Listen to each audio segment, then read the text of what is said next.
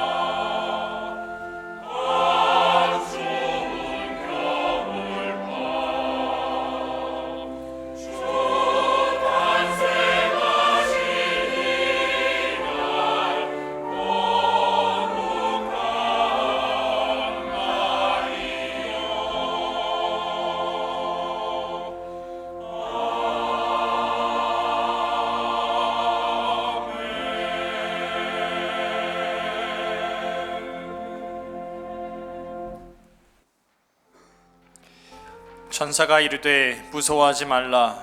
보라, 내가 온 백성에게 미칠 큰 기쁨의 좋은 소식을 너희에게 전하노라. 오늘 다윗의 동네에 너희를 위하여 구주가 나셨으니 곧 그리스도 주시니라. 아멘. 하늘에 계신 우리 아버지여, 이름이 거룩히 여김을 받으시오며 나라의 임하옵시며 뜻이 하늘에서 이룬 것 같이 땅에서도 이루어지이다. 오늘날 우리에게 일용할 양식을 주옵시고 우리가 우리에게 죄 지은 자를 사하여 준 것 같이 우리 죄를 사하여 주옵시고 우리를 시험에 들게 하지 마옵시고 다만 악에서 구하옵소서. 대개 나라와 권세와 영광이 아버지께 영원히 있사옵나이다. 아멘.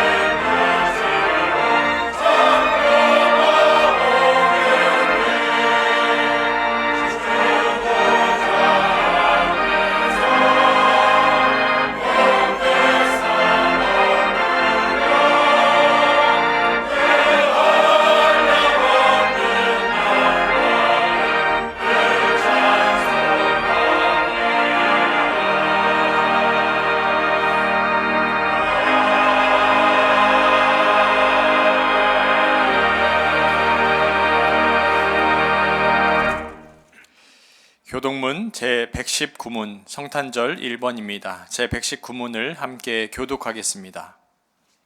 여호와의 영광이 나타나고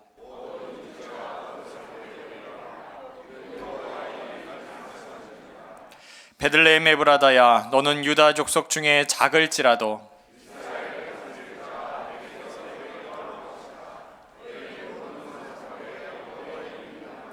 이는 한 아기가 우리에게 낳고 한 아들을 우리에게 주신 바 되었는데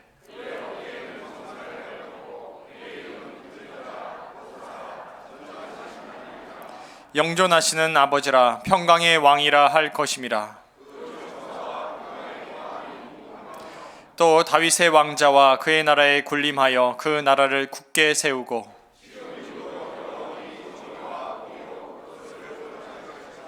천사가 이르되 무서워하지 말라. 보라, 내가 온 백성에게 미칠 큰 기쁨의 좋은 소식을 너희에게 전하노라.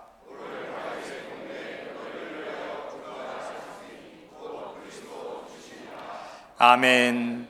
전능하사 천지를 만드신 하나님 아버지를 내가 믿사오며 그 외아들 우리 주 예수 그리스도를 믿사오니 이는 성령으로 잉태하사 동정녀 마리아에게 나시고 본디오 빌라도에게 고난을 받으사 십자가에 못 박혀 죽으시고 장사한 지 사흘 만에 죽은 자 가운데서 다시 살아나시며 하늘에 오르사 전능하신 하나님 우편에 앉아 계시다가 저리로서 산자와 죽은 자를 심판하러 오시리라.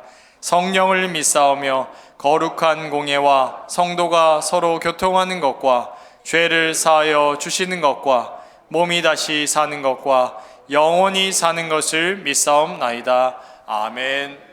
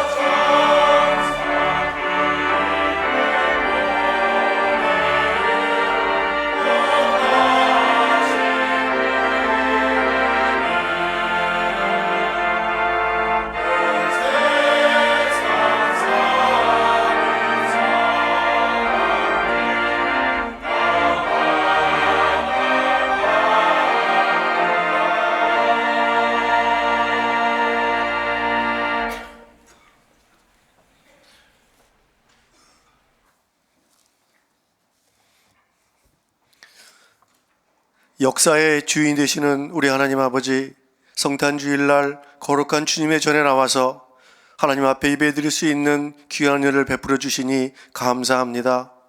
우리의 온 마음과 정성을 다하여 하나님께 영광과 찬송을 올려드리오니 주님 기쁘게 받아 주옵소서.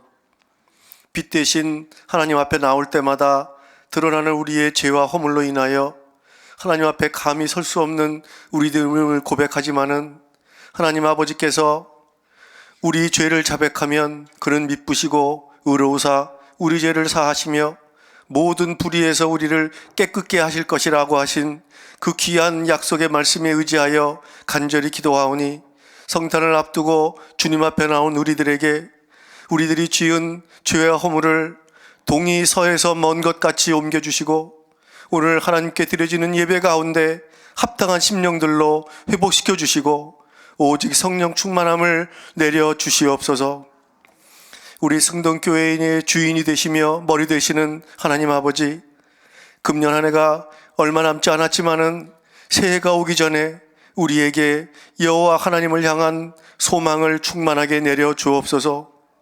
승동교회를 향하신 하나님의 놀라운 계획들을 소망 가운데에 우리 모두 성령 충만하여져서 하나님께서 세우신 담임 목사님께서 앞서 가시며 모든 부교육자님들, 당회원들, 모든 직분자, 모든 성도님들, 그리고 우리 청장년 세대, 자녀 세대 이르기까지 하나님께서 우리 교회에 주신 사명, 우리 신앙의 선조들의 보수적인 신앙 가치를 유지하고 하나님의 말씀을 사수하고 순수하게 전파하여 한국 교회의 모교회의 사명을 감당하고, 그리고 주님 무엇보다도 주님께서 우리에게 주신 명령, 가장 기뻐하시는 우리의 최우선 순위를 하나님 나라 확장해 두고 전도와 선교의 사명이 이루어 나갈 때까지 하나님 사명 가지고 그 일을 감당하여 함께 역사하시는 성령의 충만한 은혜를 우리 온 교회가 마음껏 체험할 수 있도록 주여 은혜 내려 주시옵소서. 하나님 아버지, 하나님께서 이 일을 우리 승동교회를 통해서 이루어 주시옵소서. 그리고 하나님, 우리 교회 교육부서에 속한 우리 자녀 세대들, 또 우리 청년들 세대들을 주님 기억하여 주옵소서. 선지자 사무엘 한 사람으로 인하여 다 쓰러져가는 이스라엘을 일으키셨던 하나님 아버지, 세상과 타협하지 않고 물들지 아니하고 지금 이 어려운 나라 민족을, 한국교회를 일으킬 선지자 사무엘과 같은 하나님의 귀한 종을 우리 교회에서 주님 일으켜 주옵소서. 하나님, 우리 승동교회가 지금까지 오랜 역사를 이루도록 지켜오신 우리 연세가 많으신 분들을 주님 또한 기억하여 주시기를 이 시간 간절히 기도합니다. 이제는 나이가 드셔서 주님 전에 이르는 계단에 올라오시기도 벅찬 분들이 계십니다. 근력은 쇠하여 가고 눈은 침침해가고 계시지만은 그분들의 믿음을 더욱더 승하여서 하나님의 교회를 떠받치고 나아갈 수 있는 기도의 어버이들로 주님 세워주시고 힘주시옵소서. 특별히 추운 겨울 특별히 건강을 주님께서 지켜주시기를 기도드립니다. 하나님, 오늘 이 예배를 인도하시며 하나님의 말씀을 선포하실 담임 목사님을 통하여 하나님의 말씀을 듣습니다. 육신의 귀로 듣지 않게 하옵시고 영혼과 온 마음으로 듣게 하시고 기도하는 마음으로 주님의 목소리에 귀를 기울이도록 인도하여 주옵소서. 우리 내면의 목소리가 너무 커져서 주님의 목소리가 들리지 않을까 주님 두렵습니다. 하나님, 이 시간 혹은 크게 혹은 작게 우리의 영혼에 말씀해 주셔서 우리를 위하여 이 땅에 오신 우리 주님을 바라보며 소망 가운데 아멘으로 화답하게 하여 주옵소서. 임마누엘 찬양대에 준비된 찬양을 하나님께 올려드리오니 하나님 기쁘게 흠양하여 주옵소서. 오늘 이 예배에 참석한 우리 모두와 예배를 위해 수고하는 모든 분들 주님 기억하여 주시고 모두 새 힘을 얻고 기도의 소원을 다 이루고 돌아가는 능력 있는 귀한 시간이 되도록 주여 인도하여 주옵소서. 하나님 아버지, 이 기도자가 다 드리지 못한 기도의 제목들이 많이 있습니다. 성령님께서 일일이 살펴주시고 이루어 주시옵소서. 이 모든 말씀을 예수님 이름으로 감사하며 기도드리옵나이다. 아멘.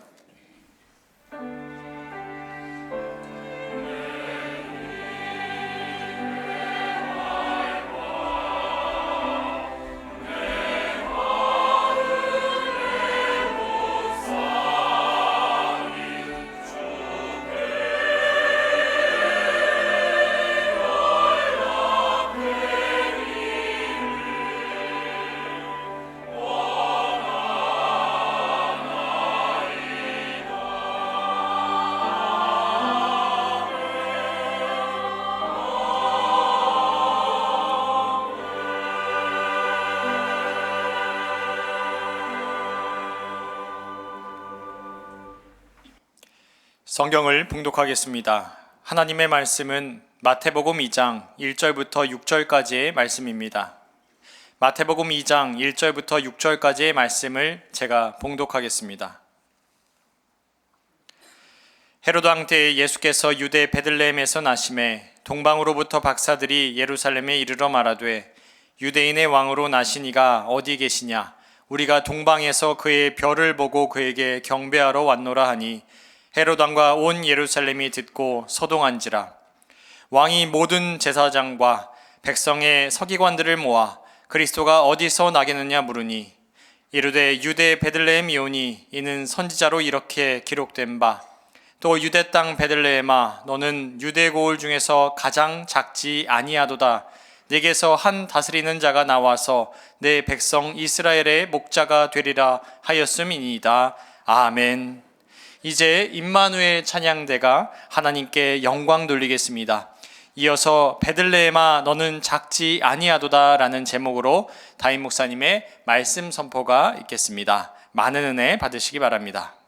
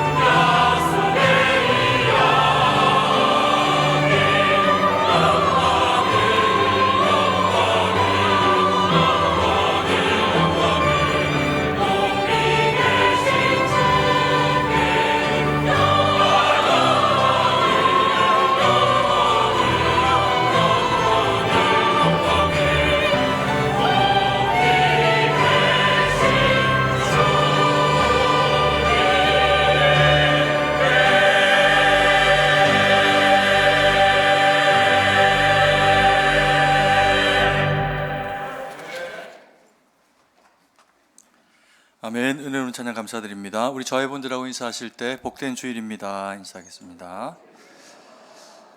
네, 한 번 더 인사하실 때 크리스마스는 내일이어가지고 메리 크리스마스 이건 우리가 아껴놨다가 내일 인사를 해야 될 것 같습니다. 그래서 뭐 그렇다고 미리 크리스마스 이렇게 하기도 좀 그렇고, 그래서 복된 성탄 맞이하세요 이렇게 한번 인사하겠습니다. 감사합니다. 성탄절 하면 떠오르는 그런 그 말들이 어떤 겁니까?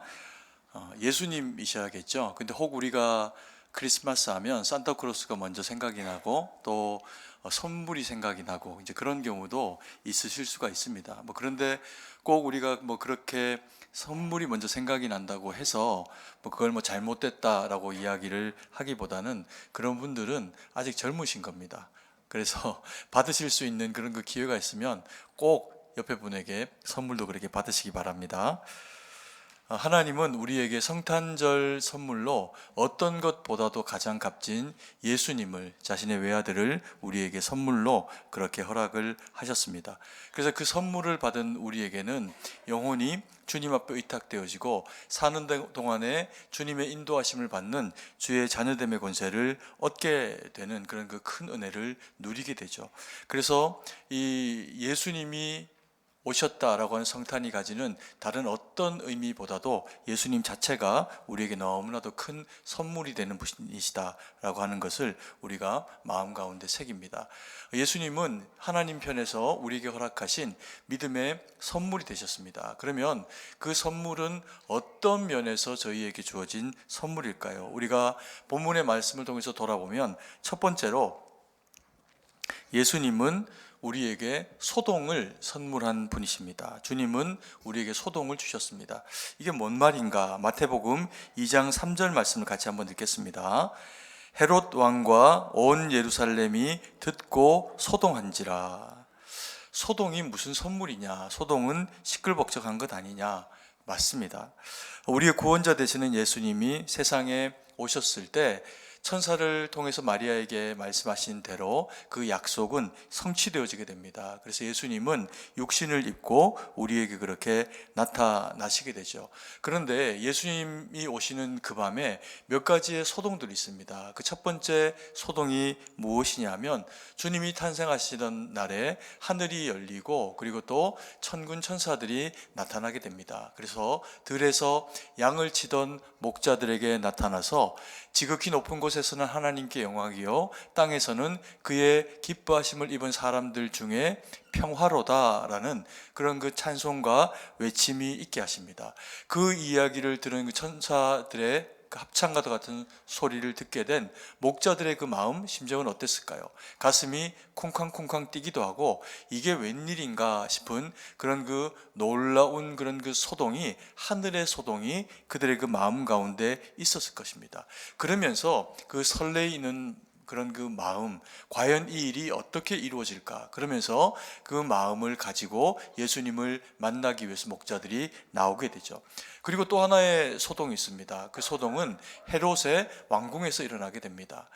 동방 박사들이 별을 보고 예수님께서 오실 것이다 라고 하는 것을 알고 유대 땅 가운데 나오게 됩니다. 그리고 유대 땅에서 이제 그 별이 멈추게 되자 왕이면 궁예나지 않을까라고 그렇게 생각을 하면서 헤롯을 찾아오게 되죠. 그런데 헤롯이 그 얘기를 듣고 깜짝 놀랍니다. 왜냐하면 자신이 분봉왕으로 그렇게 유대 땅을 통치를 하고 있는데 자기가 아닌 유대인의 진짜 왕이 나타난다라고 하면 자기의 자리는 당연히 그때부터 위태롭고 흔들리게 되겠죠. 아무리 어려도 시간이 지나고 나면 결국에는 그 왕이 유대 땅을 통치하게 될 건데 그러면 나는 어떻게 될 것인가? 이런 이제 염려와 두려움이 그의 그 마음 가운데 소동을 일으키게 됩니다. 그래서 꾀를 냅니다.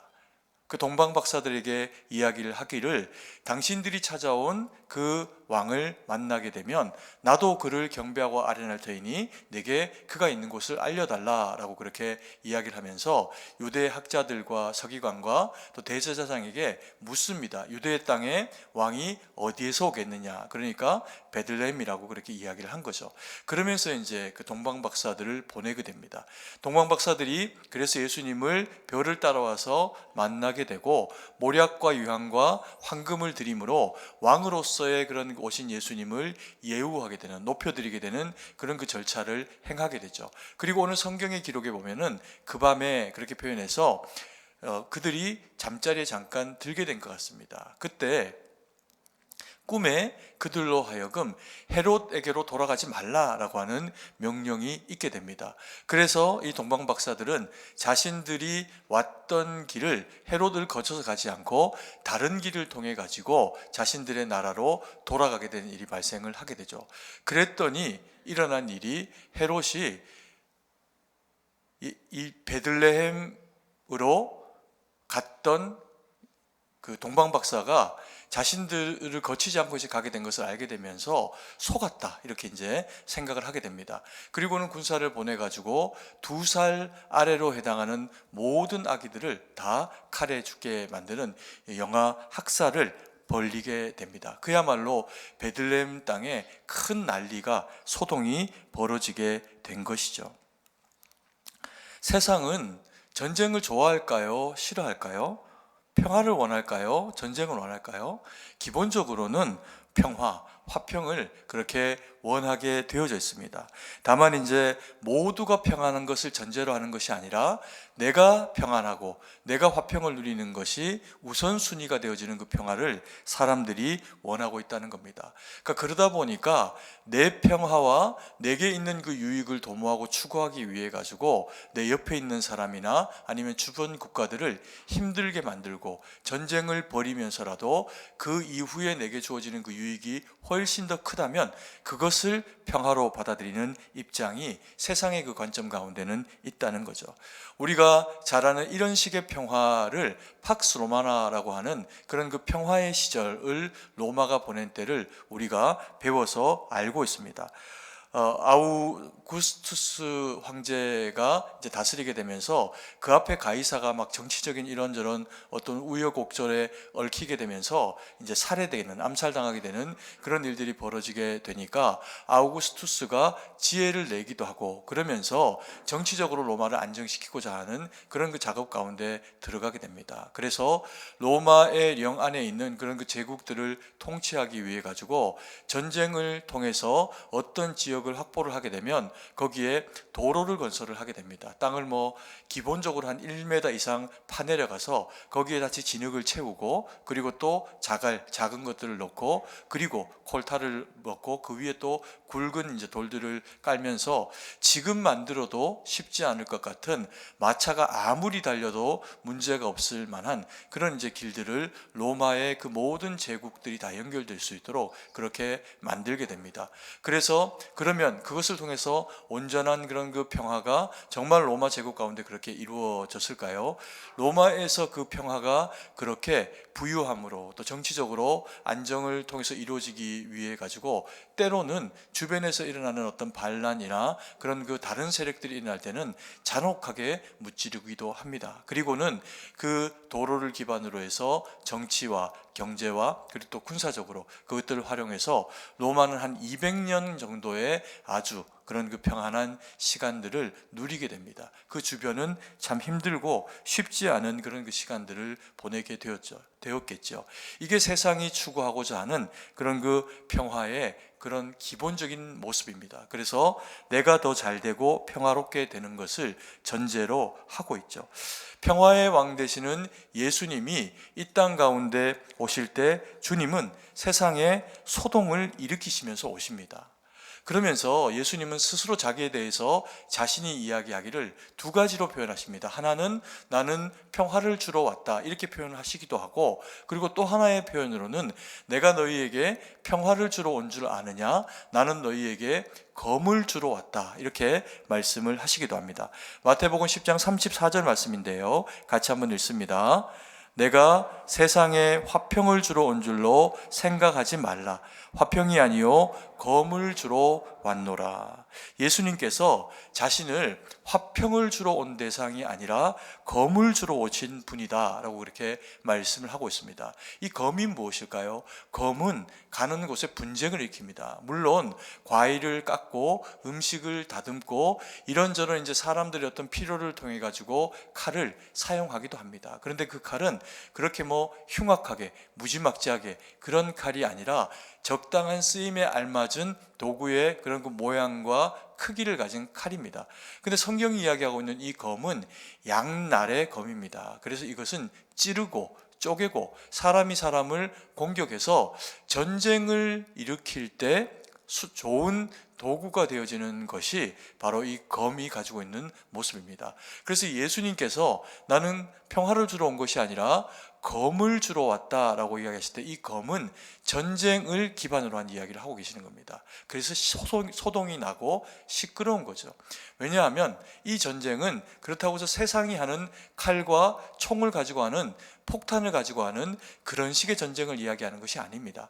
하나님 나라가 이 땅 가운데 이루어지기 위해 가지고 영적인 전쟁들이 이 땅에서 일어나게 될 때 말씀의 검, 복음을 가지고 세상 가운데 나가서 그리스도인이 그것으로 살아내고 버텨내고 이겨내기를 원하시는 하나님의 그 말씀을 우리에게 그렇게 설명을 해내고 계시는 거죠. 그래서 우리 마음 가운데 예수님의 복음이 이르면 어떻게 됩니까? 소동이 일어납니다. 마치 목자들이 그 밤에 천사들을 보고 천군 천사들이 하는 얘기를 들었을 때 얼마나 놀랐겠습니까? 이 어두운 세상 가운데 칠흑 같은 어두움에 천사들이 빛처럼 등장을 해서 예수님이 이 유대 땅 가운데 오시게 됐다라고 하는 이야기를 듣게 됐을 때 그 자체가 복음의 울림이었을 겁니다. 놀랍게 그들은 들뜬 마음을 가지고 예수님을 찾아가서 만나고 그리고 높이고 하는 그런 그 시간들을 가졌겠죠. 예수님의 말씀이 우리 가운데 이루어지게 될 때 우리에게도 일어나는 일이 뭐냐면요, 그래서 소동입니다. 때로는 눈물이 나기도 하고 때로는 그 어떤 말씀에 맥락 없이 마음이 기뻐하기도 하고 눈물이 흐르기도 하고 내 옛 모습을 돌아보며 회개하는 그런 그 모습이 우리 가운데서 생겨나지기도 합니다. 그야말로 주님이 말씀하신 그 검이 소동을 일으켜서 우리의 마음 가운데 영적인 수술이 이루어지게 하시는 거죠. 그것을 다른 표현으로 하면 뭐라고 이야기할까요? 은혜라고 그렇게 이야기합니다. 그래서 성도는 은혜 받게 되면 변하게 되고 이전의 내 모습이 어떤 모습이었든지 예수님의 그 말씀과 은혜를 경험하려면 사람이 주님을 닮아가는 그런 그 모습으로 거룩하게 변화되어지는 그런 그 놀라운 일들을 경험을 하게 됩니다. 그래서 은혜 받은 사람은 예수님을 전하고 싶고 자신에게 다가온 이 주님의 그 사랑이 얼마나 감격스럽고 크고 벅찬지 옆에 사람에게 증거하지 않고는 견딜 수가 없는 거죠. 여러분, 그래서 우리는 예수님의 큰 은혜를 소동으로 받은 자입니다. 제가 한번 여쭤볼 테니까 한번 고백해 보실래요? 여러분들은, 우리 성도님들은 다 주님의 그 소동에 해당하는 큰 은혜를 경험한 분들이시죠? 아멘, 맞습니다. 그러면 우리 마음 가운데 어떤 일들이 일어나야 될까요?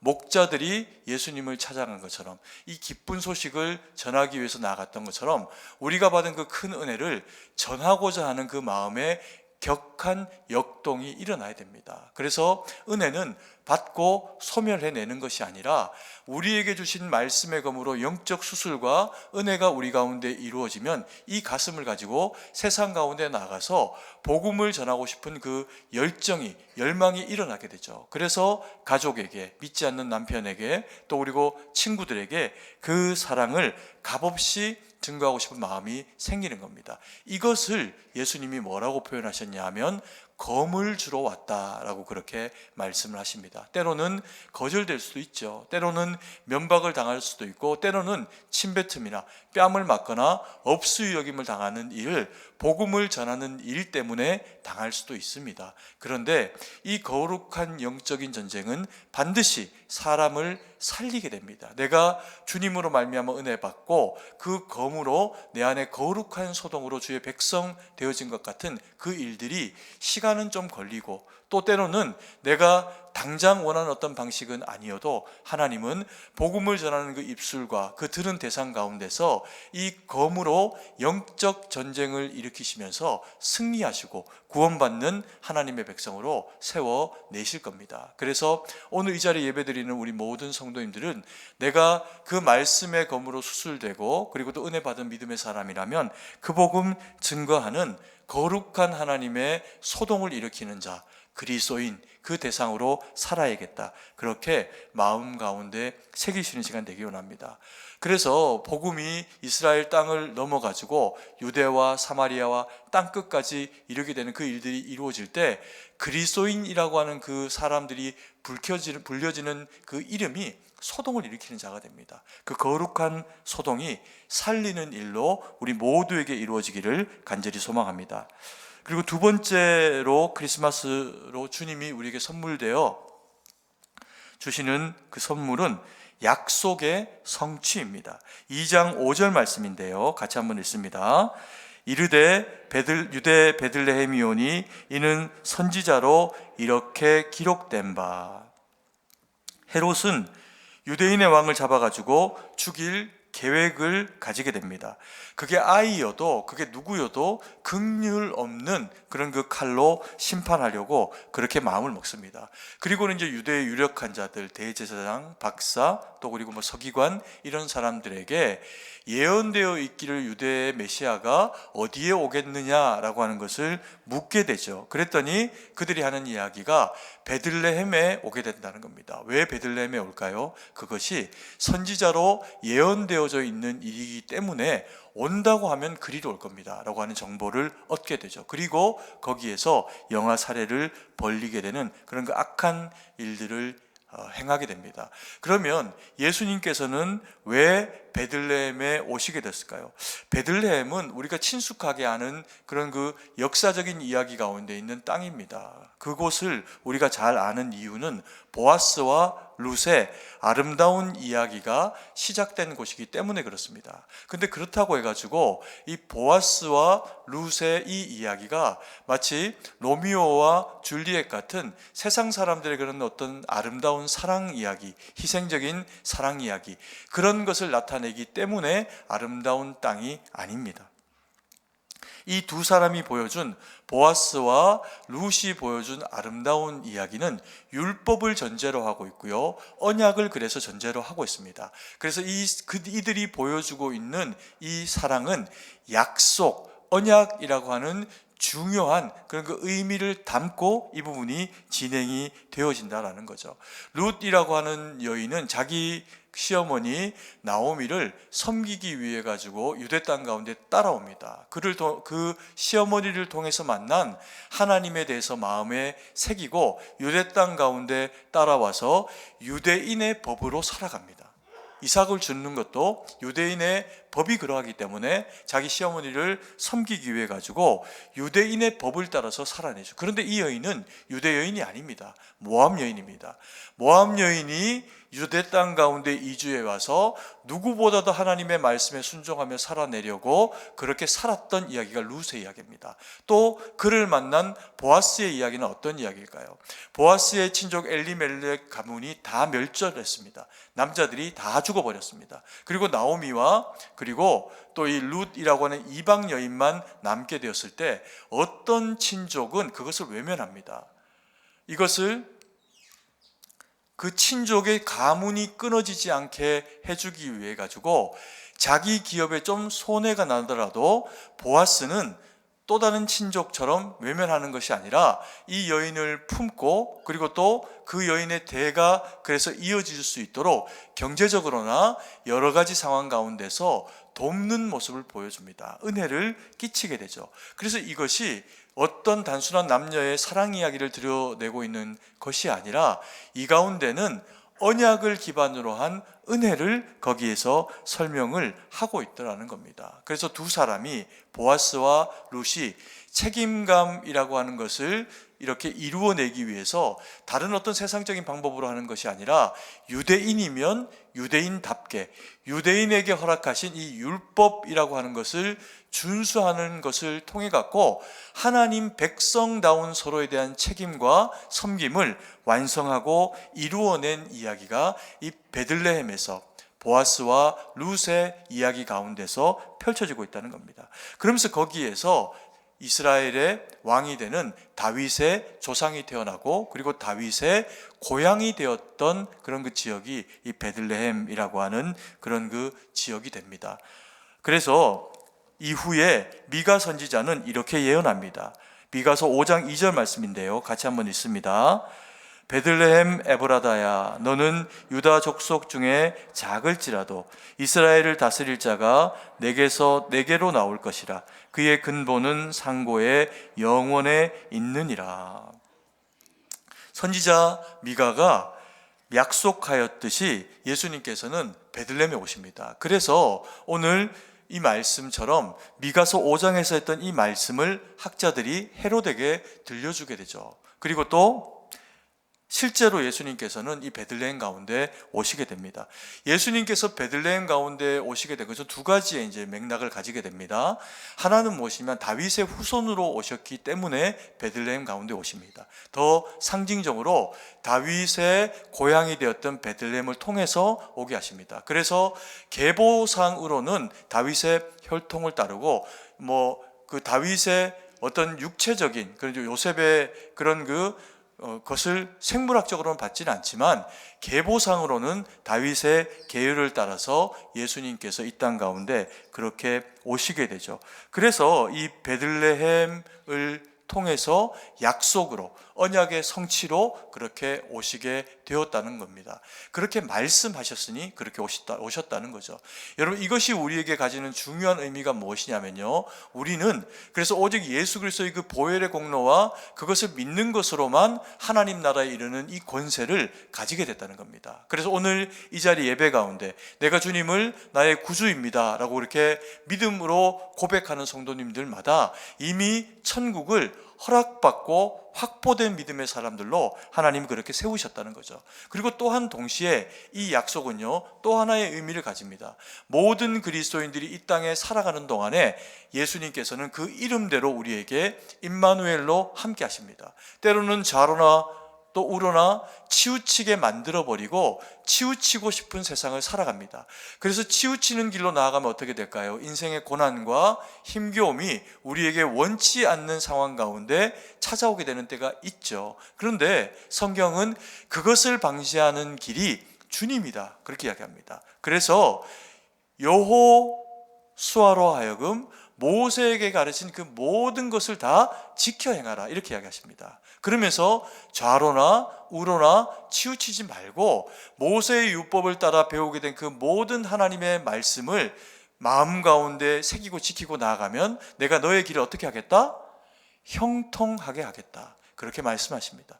때로는 우리가 어리석고 힘든 상황을 맞이해서 우리의 죄 때문에 주어지는 길이어도 우리가 하나님 앞에 기도하면 하나님은 우리를 사랑하시니 형통으로 끌어내십니다. 그런데 하물며 때로 우리가 원치 않는 이 세상의 악하고 어리석은 길을 주님의 말씀으로 이겨내기 위해서, 살아가기 위해서 그렇게 찾아오는 어려움에 대해서 하나님이 우리와 함께 하시지 않을 리가 없는 거죠.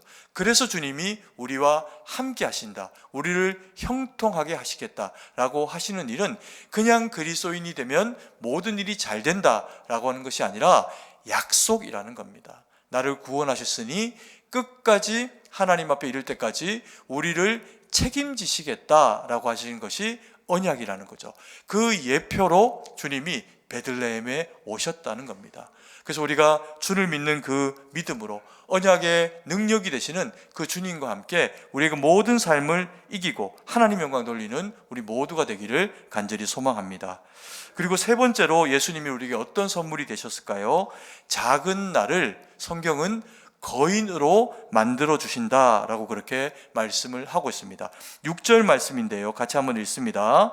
또 유대 땅 베들레헴아, 너는 유대 고을 중에서 가장 작지 아니하도다. 내게서 한 다스리는 자가 나와서 내 백성 이스라엘의 목자가 되리라 하였음이니이다.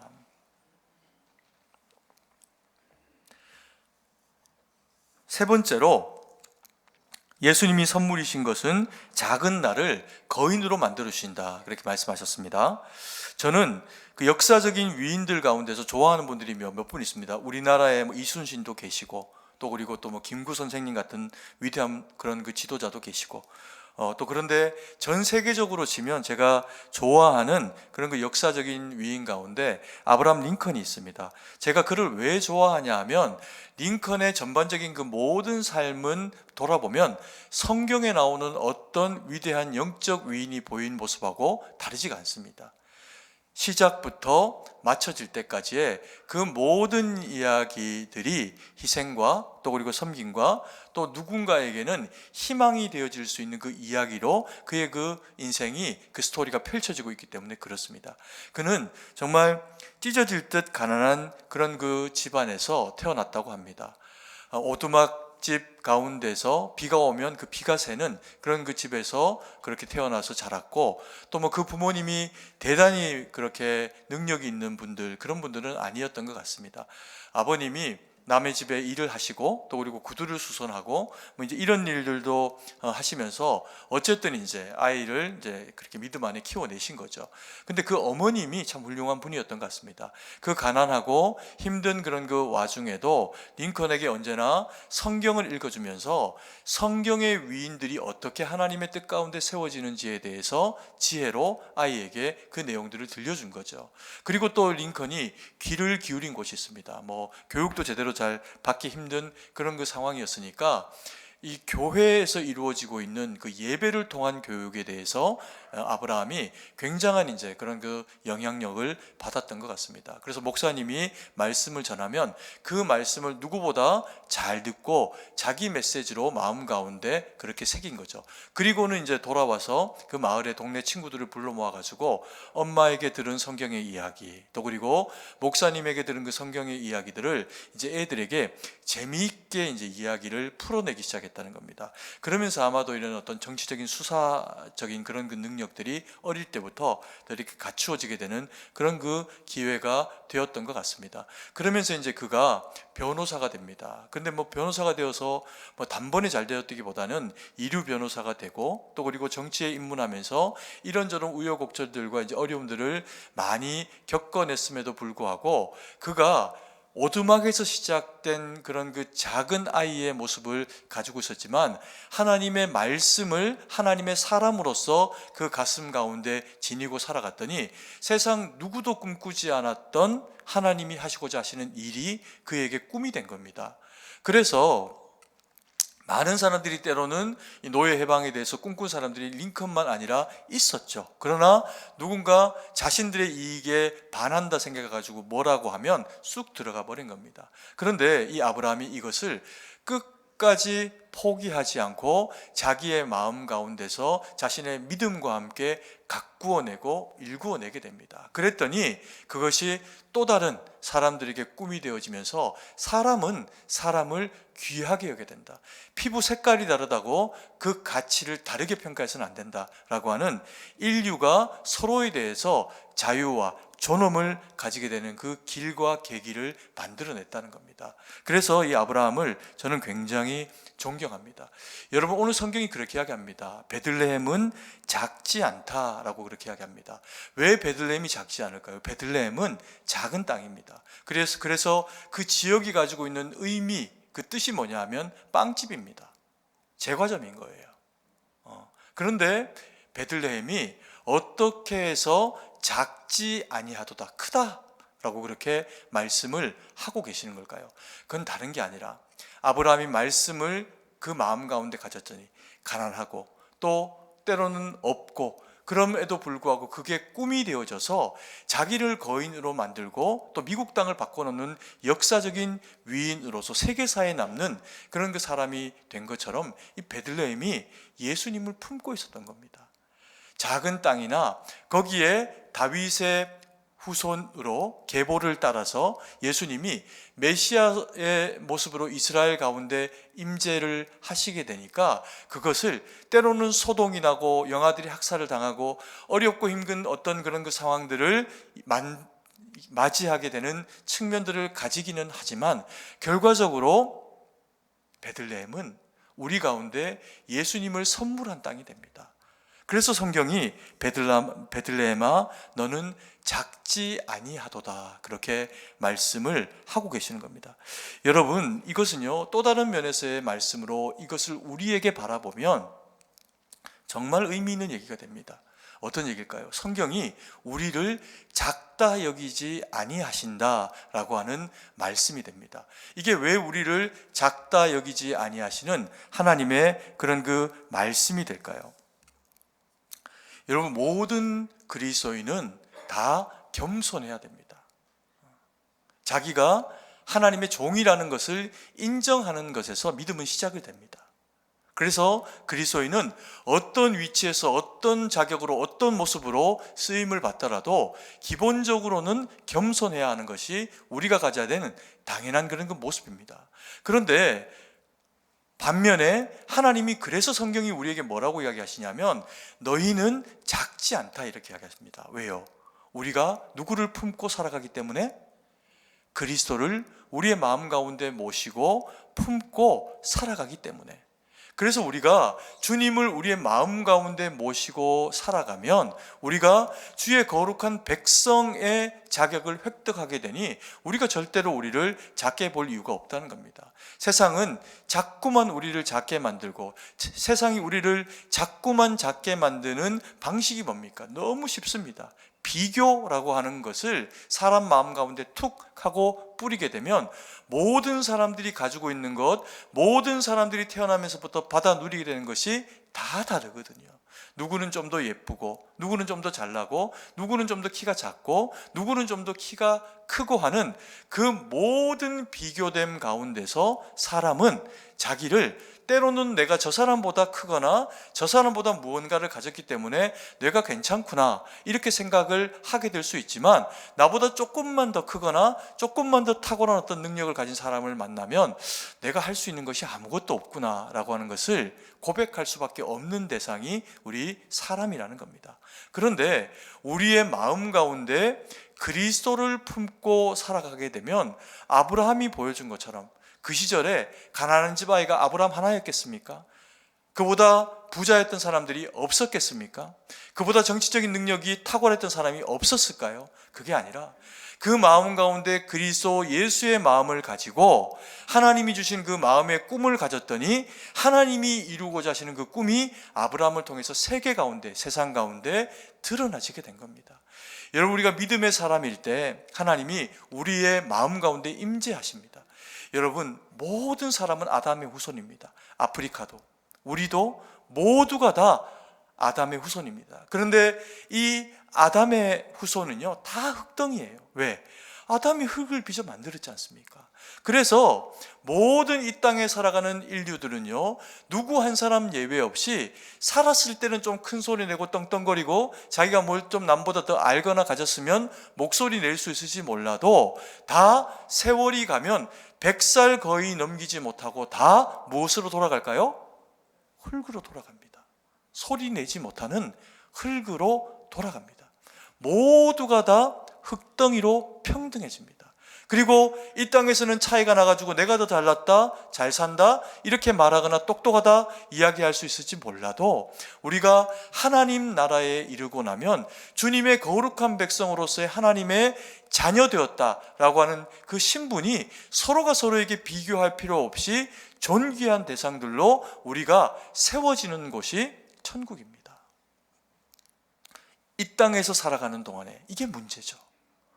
이 땅에서 살아가는 동안에 우리는 말씀드렸던 것처럼 자꾸만 세상이 우리가 서로가 서로를, 아니 혹은 자기 자신이 자기 자신을 작게 만들어 버리도록 하는 문화 가운데 살아갑니다. 저항해야 돼요. 하나님의 말씀으로 저항해야 됩니다. 사람이 언제 커집니까? 말씀이 우리 가운데 들어오면, 말씀이 육신이 되어 오신 주님이 우리 마음 가운데 들어오시면, 올라가셨을 때 내가 너희에게 보혜사 성령을 보내시겠다 약속하신 그 성령이 우리의 마음 가운데 임재하면 사람이 달라 보이기 시작합니다. 아니, 달라지기 시작합니다. 살아계신 하나님의 능력이 흙덩이 같은 나를 통해서 일하시는 하나님의 역사하심으로 우리 가운데 능력으로 임재하시게 되어 있습니다. 아멘이십니까? 여러분, 베들레헴은 작습니다. 그런데 성경이 그렇게 말씀하십니다. 베들레헴아, 네가 작지 않다. 여러분, 우리는 큽니까? 작습니다. 저는 날마다 제가 초라하다는 생각을 합니다. 근데 동시에 그래서 하나님의 말씀을 목사이지만 매일 묵상하고 마음 가운데 새기고 다시 새롭게 합니다. 무엇으로요? 너는 작지 아니하도다. 왜요? 하나님의 자녀이기 때문에 그렇습니다. 여러분 한번 따라해 볼까요? 베들레헴아 너는 작지 아니하도다. 자, 요거는 좀 쉽죠. 이제 제가 약간 어려운 걸 제가 부탁을 드릴 겁니다. 뭐냐면 아무개라고 하는 내 이름을 거기에 넣어가지고 아무개야 너는 작지 아니하도다 이렇게 하는데 자기 이름입니다. 한번 해보겠습니다. 영태야 너는 작지 아니하도다. 아멘이십니까? 아마 분명히 제가 영태야 그러니까 자기 이름 해야 되는데 영태야 너는 작지 아니하도다 이렇게 하신 분 계실 거예요. 이 가운데 한 100분 정도는 계실 겁니다. 저는 굉장히 감사하게 생각합니다. 한 번 더 다시 하겠습니다. 자기 이름을 넣는 겁니다. 자기 이름을 넣어서 아무개야 너는 작지 아니하도다. 시작. 영태야 너는 작지 아니하도다. 아멘. 아멘이시죠. 우리는 작지 않습니다. 겸손해야 할 따름이지 우리는 작지 않습니다. 왜요? 저와 여러분은 이미 하나님 안에서 충분히 존귀한 분들이시기 때문에 그렇습니다. 여러분 제가 가까운 시간이죠. 지지난주에 인도 땅을 다녀왔는데 여러분 생각하실 때 인도가 어떤 땅입니까? 제가 생각할 때는 제 머릿속에 인도는 그렇게 썩 좋은 그런 그 나라는 아니었습니다. 제가 2번을 갔다 왔는데 사실 2번 다 인도를 딱히 가고 싶다 이런 생각을 여행이면 아름다운 것을 보는 곳이면 그렇게 생각하고 갔을 수 있겠죠. 그런데 제 머릿속에 가지고 있었던 이 인도라고 하는 나라에 대한 정보가 그렇게 선하지만은 않았기 때문에 그렇습니다. 인도가 어떤 나라입니까? 여러분들이 아시는 힌두교의 나라. 힌두교의 나라를 설명하는 대표적인 게 뭡니까? 카스트 제도죠. 사람을 단계로 나눠 갖고 최불가촉 그 하층민들은 손도 못 댑니다. 짐승만도 못한 거예요. 그런 이제 카스트 제도. 또 어떤 게 있습니까? 좀 그나마 조금 이제 이미지 좋아지려고 하면 여자분들은 요가의 나라. 그리고 또 겐지스 강. 근데 이 겐지스 강이 시체를 막 이렇게 화장해가지고 그것을 다 태우지도 못한 걸 떠내려 보내면 이제 그게 거기 옆에서 사람이 목욕합니다. 양치질하고. 이번에 저희도 볼 뻔했는데 한편으로는 저는 못 봐서 얼마나 다행이라고 생각인지 모릅니다. 겐지스강까지 그걸 보러 갔는데 못 봤어요. 장례가 없어가지고. 근데 아마 보면 여러 가지 생각들이 많이 나게 만드는 그런 그 상황이기는 했을 것 같습니다. 그런데요, 덥고 쉽지 않은 또 문화적으로도 우리하고 많이 이질적이고 차이가 나는 이 인도 땅의 아름다운 영역들을 보고 왔습니다. 저희가 갔던 델리, 그리고 또 우리 교회에서 이번에 세운 아그라, 그리고 또 그 밑으로 더 내려와서 콜카타, 이 지역 가운데서 하나님이 세우신 아름다운 지경을 보고 왔습니다. 근데 그곳이 인도 땅이 말씀드렸던 그런 이미지의 땅이었는데 왜 아름다운 땅이 되었을까요? 가슴에 그리스도를 품고 나아간 우리 교회에서 파송한 선교사님들이 계시기 때문입니다. 김국원 선교사님, 박은주 선교사님, 델리와 아그라에서 미국에서 목회하시면서 지금까지 복음을 전하세요. 그리고 은퇴하고 나신 후에도 필요하면 인도 땅을 언제든 날아갑니다. 그래서 그곳에서 그 아그라 가운데서 센터 가운데 모여있는 인도 땅에서 구별되어진 하나님의 거룩한 백성들을 거기서 만나니까 가슴이 막 설레더라고요.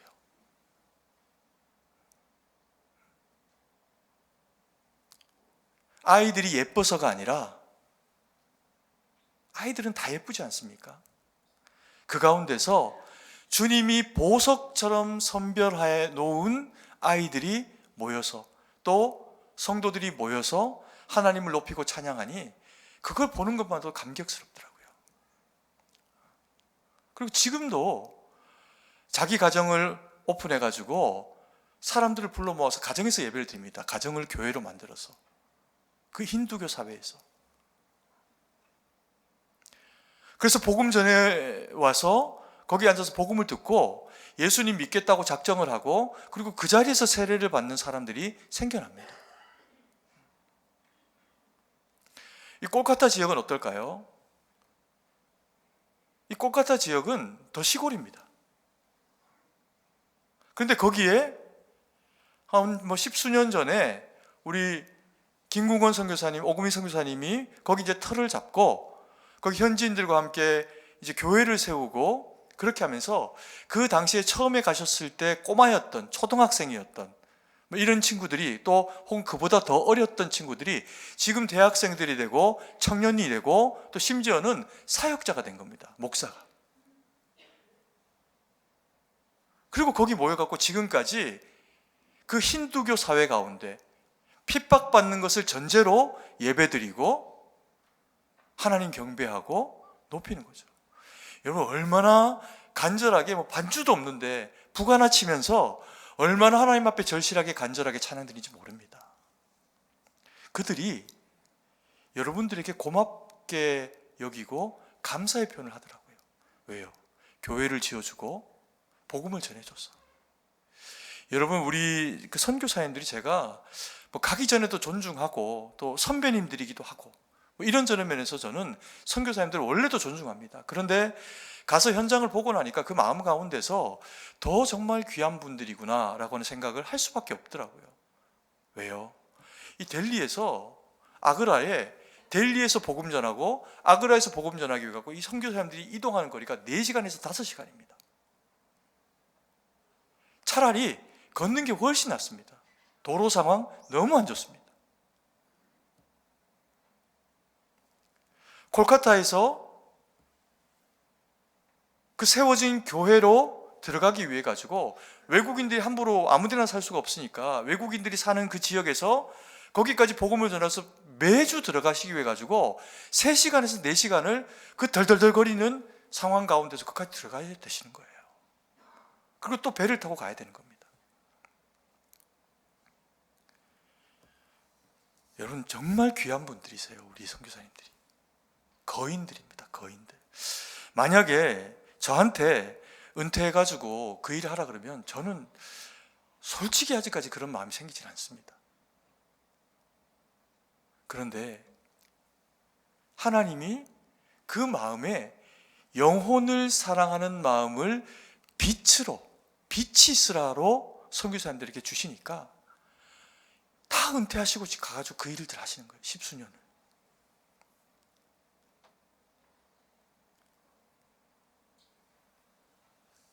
여러분 그래서 그 초롱초롱하게 못 알아듣는 얘기지만 하나님 높이고 찬양하는 그 아이들의 그런 그 찬양과 모습 가운데서 저는 오늘 말씀 준비하면서 그런 생각이 들어요. 그 아이들의 맑은 눈망울 속에 목자들이 본 천사들이 있지 않았나. 여러분 귀한 일을 하고 계시는 겁니다.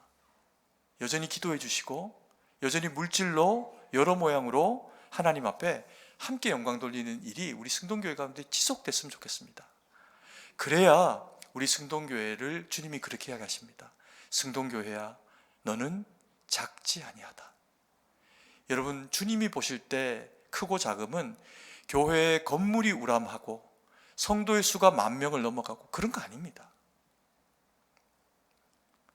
주님이 보실 때 크다 하시는 것은 그 마음에 그리스도를 품고 자기를 말씀의 검으로 수술하고 싸워 이겨내고 그리고 세상 가운데 복음을 지니고 살아가면서 거룩한 영향력으로 여전히 주님이 우리를 통해 살아계신 것을 나타내고 보이는 성도가 크고 나타내고 모이는 성도들이 모인 교회가 큰 교회입니다. 그 큰 교회가 우리 승동교회 되기를 소망합니다. 여러분 말씀을 정리하겠습니다. 주님이 우리 가운데 선물로 오시면서요 첫 번째 주신 선물은 소동입니다. 소동. 세상이 소동하게 된 거죠. 그런데 주님이 복음이 되어 오셔서 일으킨 소동 가운데는 진짜 평화가 찾아옵니다. 그리고 두 번째로 주님이 우리 가운데 선물로 허락하신 것은 약속입니다. 내가 너를 사랑하니 끝까지 내가 너를 책임질게. 천국만 아니라 이 땅을 살아가는 동안에도 너의 형통이 나로 말미암아 이루어지게 내가 너와 함께 할게. 이게 주님의 언약입니다. 그리고 세 번째로, 내가 봐도 작고 남이 봐도 작은 나를 주님이 크다 하시니 이게 얼마나 영광스럽고 얼마나 놀랍고 얼마나 값진 일들입니까? 여러분, 주님 앞에 그렇게 쓰임받아서 칭찬받고 하나님 영광 돌리는 주님 앞에 큰 자 우리 모두가 되기를 간절히 소망합니다. 이 시간 우리 인도를 다녀온 영상이 준비되어 있습니다. 우리 함께 이 영상을 잠깐 누리고 제가 잠깐 설명드렸던 내용들이 어떤 것들인지 또 영상을 통해서도 조금 확인하시고 그리고 다시 제가 기도하도록 하겠습니다.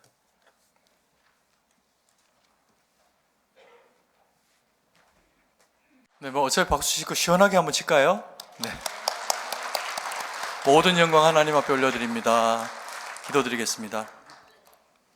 사랑의 아버지 하나님, 은혜와 사랑을 감사드립니다.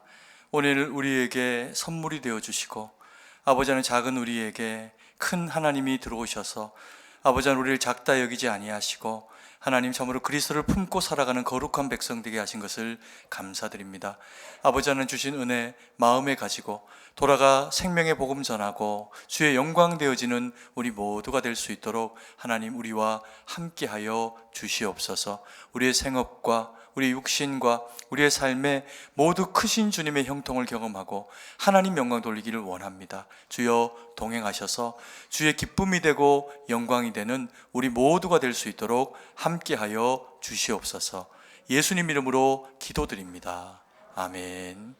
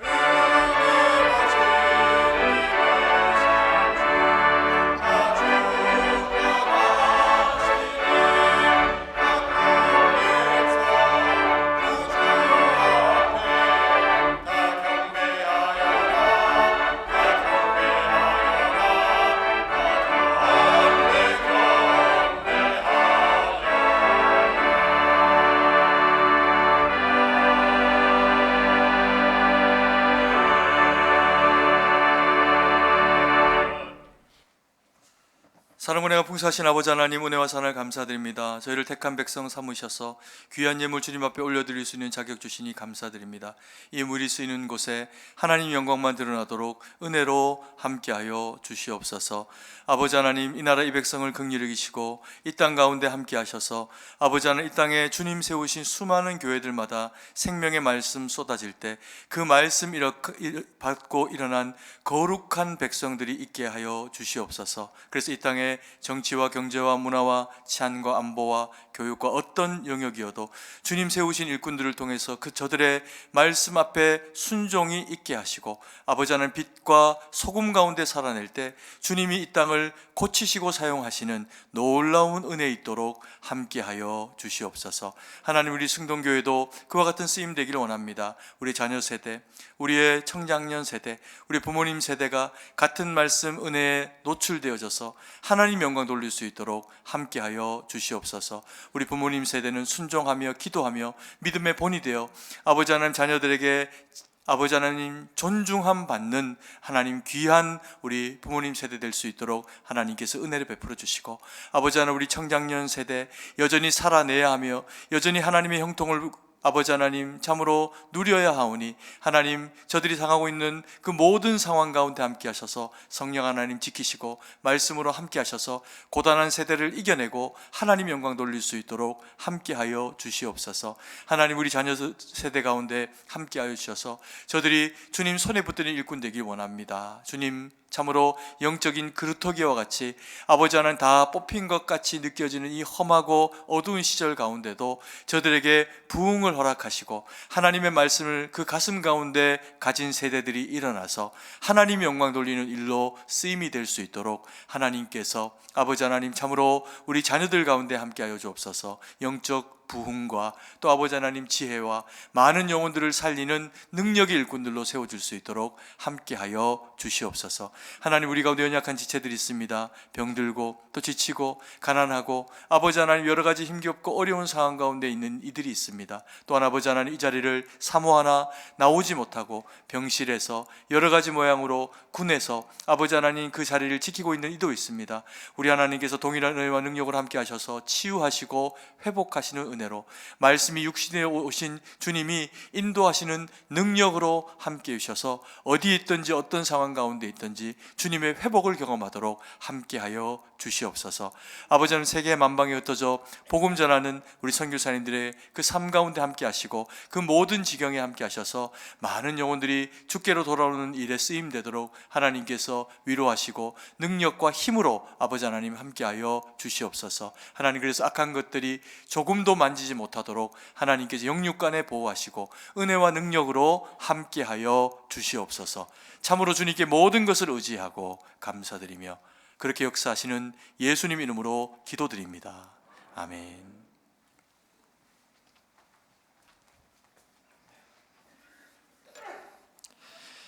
교회 소식을 알려드립니다. 오늘 우리 교회에 처음으로 오신 분들 예수님의 이름으로 환영합니다. 본당 1층 새가족부실로 오셔서 환영과 안내를 받으시기 바랍니다. 새가족들을 위한 친교 및 공부도 있습니다. 교육위원회가 오늘 2부 예배 후에 중고등부 교사실에서 있습니다. 각 부서 부장, 총무, 교육자분들 참석해 주시기 바랍니다.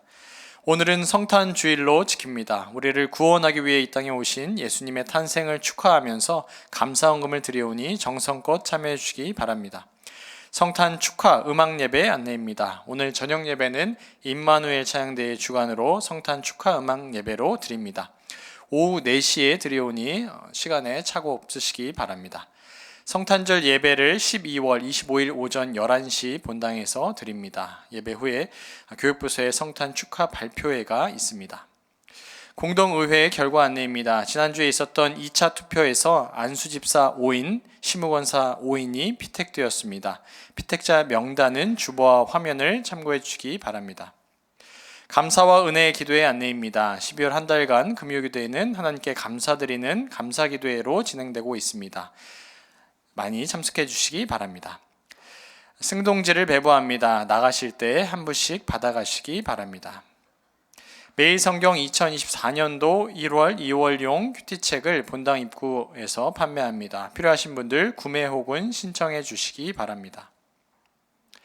소천 소식입니다. 1교구 여자 1사랑방 이어전도의 고정혜 집사 모친, 1교구 남자 1사랑방 이남전도의 백종철 집사 장모 되시는 고 문옥순 성도님 12월 13일 수요일 수천하셔서 12월 17일 주일 장례를 마쳤습니다.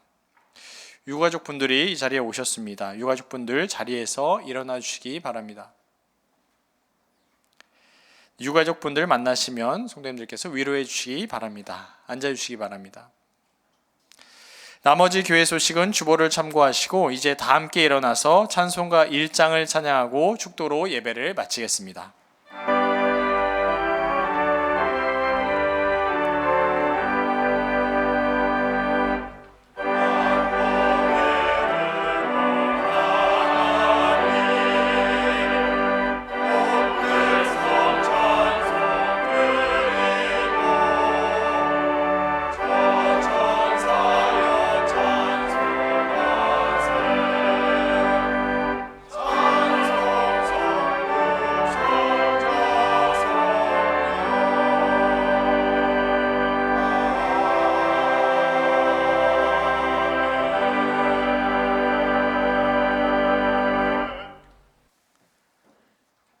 이제는 우리 구주 예수 그리스도의 구속의 은혜와 무한하신 하나님 아버지의 사랑하심과 성령의 위로교통 충만하심의 은혜의 역사가 그리스도 예수의 보혈의 공로로 되어진 그리스도인의 거룩한 직분 가지고 오직 하나님 영광 돌림으로 주의 기쁨이 되어드리기로 다짐하며 결정하는 주의 거룩한 백성들 머리 위에 이제로부터 영원토록 함께 계실지어다.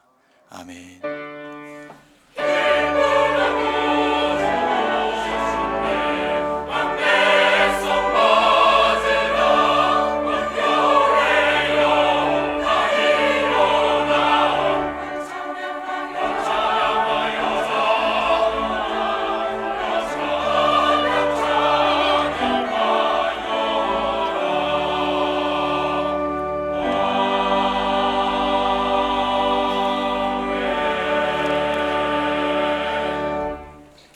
찬송가 122장 1절과 4절 찬양하겠습니다.